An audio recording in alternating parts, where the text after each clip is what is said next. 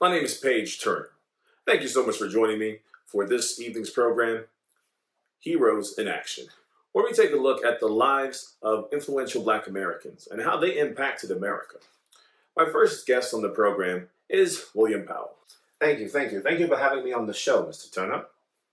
Hey, I'm just glad you could make it. So, give us a little bit more insight into the life of Bessie Coleman. Bessie Coleman was quite an extraordinary pilot. She performed maneuvers that not even other experts would dare to execute, twisting and turning and just flying through the air. Thank you so much, Mr. Powell, for sharing that with us. You're quite welcome, Mr. Turner. Thanks again for having me. Next, we would like to provide our valued viewers at home a chance to experience the Bessie Coleman story in a unique and invigorating way.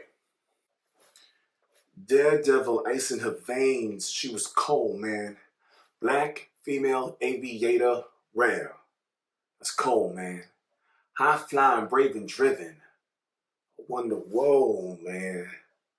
Stuck on from way up in the sky.